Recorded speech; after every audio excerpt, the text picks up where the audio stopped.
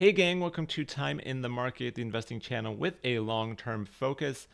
Happy New Year, it's 2024. Let's start the year off with a bang and look at Coupang. These guys are essentially the Amazon of South Korea. Really only on the e-commerce side. They don't have a cloud platform like Amazon does, but they've done a good job of penetrating the South Korean market, so much so that Amazon hasn't even tried getting in there. They have made some investments into competitors like 11th Street, but Coupang almost owns 30% of the e-commerce that exists in South Korea, and they seem to be taking more market share.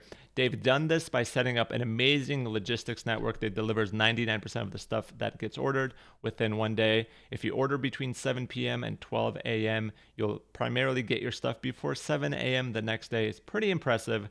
However, the stock is down quite a bit since its IPO. And really, the main reason for that is that it's just overvalued in 2021. The growth that was expected obviously slowed down. There was an e-commerce pop during the pandemic, but it's starting to slow down now. But the company is still growing pretty well. And the reason I'm interested in it now is that it's actually turning free cash flow positive.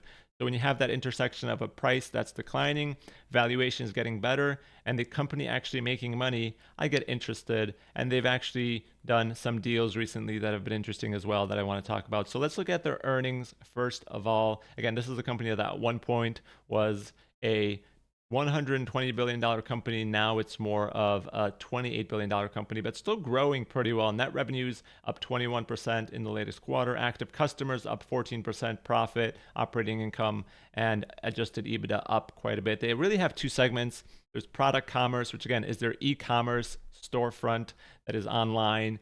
They have a fulfillment and logistics network that is much better than anybody else in the country. They do fulfillment for third-party sellers. If you are a small shop owner and you want to send your stuff over to Coupang, have them fulfill and deliver it for a fee, they can do that. And that business is actually growing for them at triple the pace of the other business. So it's growing pretty well. The nice thing about this business is that it's profitable now. They're actually generating free cash flow. Margins are up to 7%. I think long term, they want these margins to be closer to 10 to 11%, and they think they have a pathway to get there. On the other side, they have a negative margin business. They're developing offerings. This is Coupang Eats, which is food delivery, which they're really investing in right now. They say that's growing at a pretty good clip and starting to get to a positive profit level. They're investing a lot into an expansion in Taiwan, which again is a $130 billion retail market. Certainly a lot of room for expansion there, but expanding into other countries when you're a leader in one is really difficult. They tried expanding in to Japan in 2021. By 2023, they had pulled out completely. So they're really only in South Korea right now. They're really only making money in South Korea right now. But like I said, they only have 5% of the retail space locked down. They have by far the best logistics network in the country, but they are competing with other players. Some Chinese competition is moving in, AliExpress, stuff like that, offering cheap and lower priced goods. So they have to compete on service as well as price. Right now, that doesn't seem to be an issue.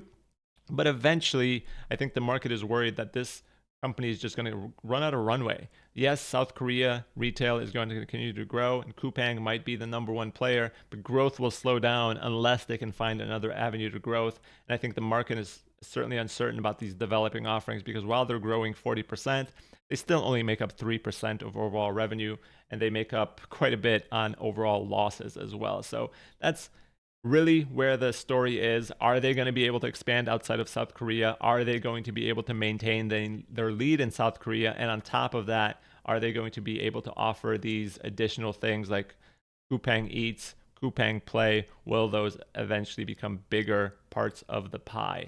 Top of that, they made an interesting acquisition recently, kind of an acquisition, kind of a bailout, essentially. Farfetch, which is a luxury e-commerce retailer that also went public not too long ago. At one point, this was a $20 billion business, took on a bunch of debt, made some bad acquisitions. The stock just kept dropping. And during their Q2 earnings, they said they were going to be free cash flow positive. They have a path to raise more cash. They are not in trouble. A couple months later, they announced that their Q3 earnings call is not happening. And a couple weeks later, they announced that they're basically folding kind of as a business unless they get this bailout, which Coupang and a group of lenders that hold 80% of the debt that Farfetch has gives them. They get a $500 million bridge loan at a 12.5% interest rate. While this bridge loan is there so they can continue to run their business, a marketing process will happen where all of the assets of Farfetch will be bid out. And if somebody wants to make a competing transaction, Farfetch is going to sell themselves to them. If that doesn't happen by the end of April 2024, essentially, Athena Topco, which is the entity created by Coupang and these groups of lenders, is going to take over the entire business. So for a $500 million loan, Coupang is getting a company that used to be valued at about $20 billion, that has $2.5 billion in revenue, that is burning cash, but is an interesting business. Now, what does that mean for Farfetch shareholders? It essentially means that they're wiped out. Essentially, Farfetch said in this release that if this deal doesn't happen and the conditions of the sale aren't satisfied, we're probably going to go out of business. And if the sale does happen, the shareholders are going to not recover anything. The stock's going to be worth zero. So really the only thing you can bet on as a shareholder of Farfetch is, if you are one of them, is that somebody else comes in with a competing transaction and actually buys the company out with money and not just a loan to help the company survive. So certainly a company that essentially goes out of business within a couple of months doesn't seem like a greatly run company. The entire board of directors, except the CEO, has resigned, essentially has left the company. They've been thanked for their service, although their service has been terrible. This is basically a poorly run business. Luxury e-commerce retail doesn't seem all that amazing to me. Essentially, the luxury goods space is a very in-person experience. You go there because you want to be treated as a luxury person. You want to be treated to a luxury experience. You want to be told a story about this $17,000 piece of crap bag you're buying that doesn't really matter. Buying that online is not the same thing as buying it in store. On top of that, Farfetch has to develop these relationships with these luxury businesses, most of which are family owned. And why wouldn't they just sell their stuff on their own websites? Like Louis Vuitton probably has an e-commerce website where you can buy their stuff. Why do they need to go through Farfetch? So at the end of the day, Farfetch, which at one point was a very interesting business, grew pretty quickly, and that's why it was valued as high as it was. But that growth really slowed down after the pandemic. They burned a lot of cash. They were at $1.4 billion in cash as of June 2022. They were down to $400 million as of June 2023. And obviously, now they are in need of a bridge loan to keep going as an entity. Not a good sign. But if Coupang is able to take this business on without really spending a ton of money, they're getting $2.5 billion in revenue to add to their top line. And maybe they could do something as far as cost controls, as far as selling some of the businesses that are underperforming, because Farfetch ended up buying all of these businesses for $500 million that didn't really fit with their e-commerce business line. They bought businesses that actually make luxury goods. They bought businesses that have storefronts. They have businesses that sell sneakers. A lot of this stuff maybe doesn't do what Coupang wants it to do, and Coupang can potentially close those businesses or sell them and recover some of the money they lent to Farfetch. So the nice thing about Coupang, and the reason they're able to do this, is because they IPO'd, they raised $4 billion.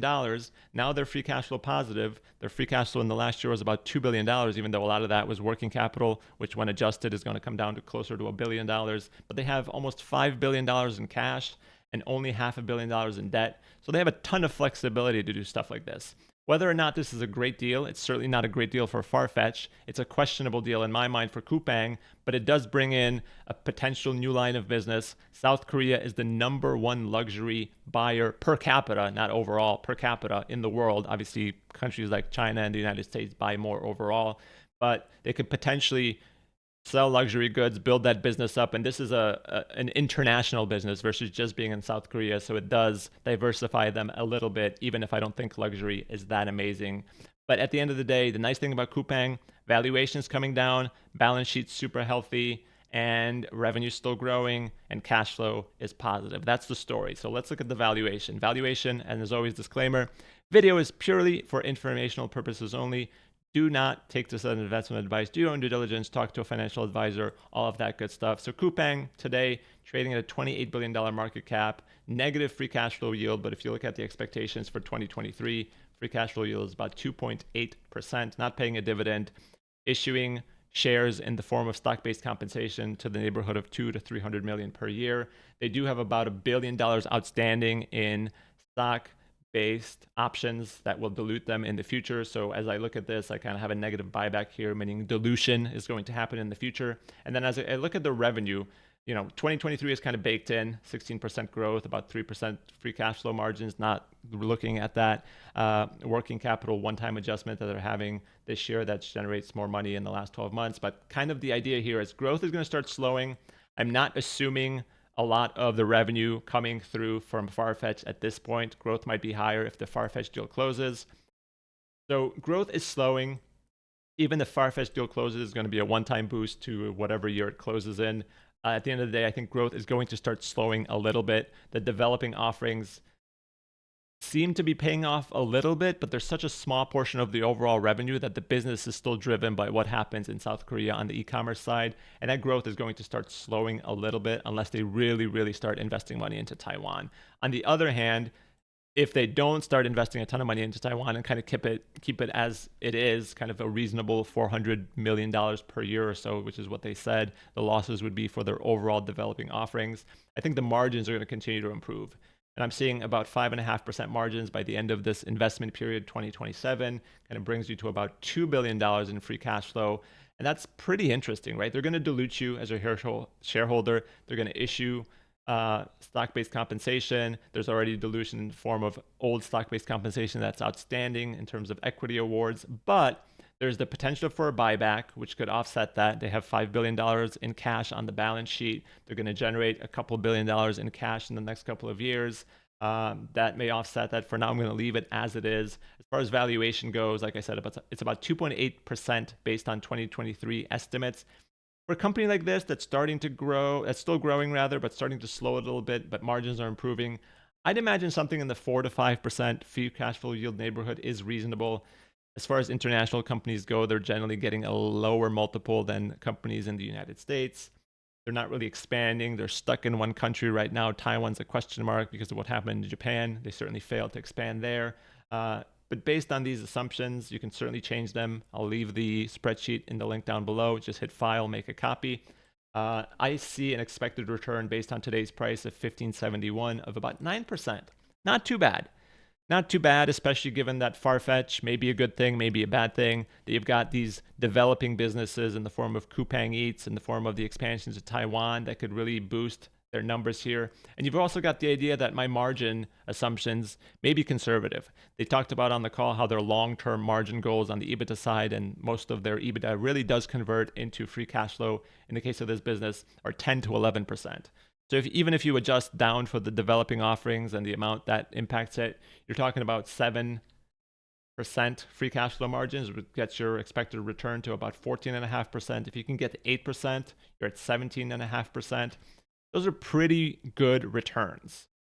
But you have to have that bull case. You have to have that confidence that their margins are going to be there. Now, the bear side would be that they have to invest more money to keep competitors at bay, that they're going to have pricing pressure because of all these other competitors moving into the market, whether it's 11th Street, whether it's other Korean competitors or Chinese competitors moving into the space offering lower priced products. I think the fact that their fulfillment business is growing really well, their third-party fulfillment business, their advertising business is starting to grow. They're kind of following the Amazon e-commerce playbook, and that is a pretty good playbook to follow given what Amazon has done. So in my mind, this seems relatively reasonable, even maybe a little bit conservative. So if I think about that and I'm comfortable with a 10% return, the price point here at 1570 against my fair value of 1508 is pretty reasonable, pretty in line. Like today's price seems pretty reasonable to me. If you're a buyer expecting a 10% return from here, assuming all of these things, seems relatively reasonable. For me, it's an international investment. There's some unknowns with the expansion into Taiwan. Korea and Taiwan, there's always geopolitical risk with those countries. You've got North Korea on the other side. You've got China on the other side of Taiwan. So if I want a bigger return because of the risk I'm taking, maybe a 15% return, I'd consider a price in the $12 range. And maybe the answer is somewhere in the middle. 12 to 15 bucks is kind of the fair value for me here, given the risks, given the uncertainty around growth, given the uncertainty around margin, given the uncertainty around expansion. But overall, Coupang is a really interesting investment in today's market, given where other valuations are. The fact that you can get something like this at a price point that seems relatively reasonable, a company that's growing relatively well, that's actually expanding margins, I kind of like it. I don't think I'm going to buy it at today's prices, but I certainly will set a reminder if the stock hits something like 13 bucks. It's probably something that I'd be interested in opening a decently sized position in, because they have a lot of flexibility. They have a really good balance sheet. They're generating money. Even if growth slows, they have the money to invest in something new to spur growth. And I think their fulfillment and logistics capacity in Korea are second to none. They're going to do a really good job of actually growing and or maintaining market share in Korea. And Korea is a growing market, a market that really likes e-commerce, that really depends on e-commerce. The work-life balance there is not great, unfortunately, for the Korean population. However, it is pretty good for a company like Coupang that benefits from the fact that people just don't have time to shop in store and will be able to shop online. And maybe adding the luxury portfolio from Farfetch is going to help that as well. So $13 is kind of my price point. If it hits that, good. If not, I'd be disappointed, because this is probably a stock I'd be interested in owning in the long run.